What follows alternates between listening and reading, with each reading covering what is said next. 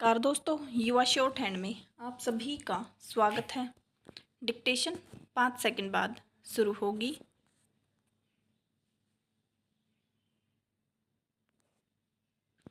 Start. सभापति महोदय, जिस भावना से मैंने यह बिल पेश किया है उसके महत्व को सरकारी और विरोधी पक्ष दोनों ने एक मत से अनुभव किया है कि देश में बेकारी की समस्या एक भयंकर रूप धारण कर रही है और इसके कारण हमारे देश का विकास, चाहे वह सामाजिक हो, आर्थिक हो या सांस्कृतिक हो, रुका हुआ है। विराम। पिछले 55 वर्षों से इसी परिस्थिति का निर्माण होते हुए हम देख रहे हैं। विराम। पहरा।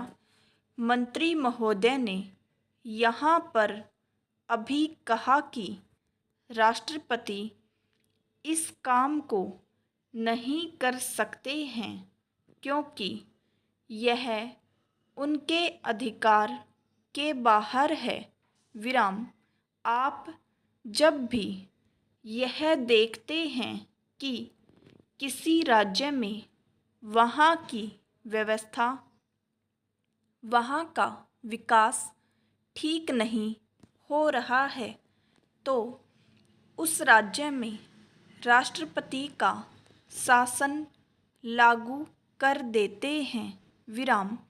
जब किसी राज्य में अराजकता फैल रही हो, विकास का काम समाप्त हो गया हो और वहाँ के नेता जिम्मेदारी से काम न करते हों तो वहाँ पर राज्यपाल का शासन लागू कर दिया जाता है। विराम। ऐसे अनेक उदाहरण हमारे देश में मौजूद हैं। विराम। इसी प्रकार हमारे राष्ट्रपति सबसे ऊंचे अधिकारी हैं और अगर देश में इस तरह की स्थिति काफ़ी समय तक चलती रही तो राष्ट्रपति को आपातकालीन स्थिति में इस देश की सुरक्षा के लिए, इस देश की प्रगति के लिए सारी जिम्मेदारी अपने हाथ में ले लेने का अधिकार है। विराम। पहरा। हमारे भाइयों ने बहुत से उदाहरण दिए कि राज्यों में संयुक्त सरकारें नहीं चली, लेकिन उसके पीछे राजनीतिक मामले थे। विराम। अगर कोई राजनीतिक पार्टी जिम्मेदारी से काम नहीं करती तो संविधान में यह स्पष्ट है कि उस राज्य की सारी जिम्मेदारी राष्ट्रपति की है। विराम। मैं आपको एक उदाहरण देना चाहता हूँ। विराम।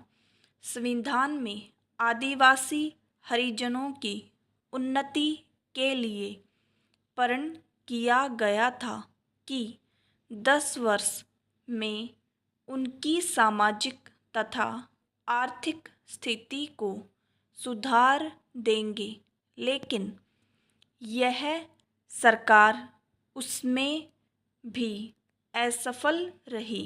विराम।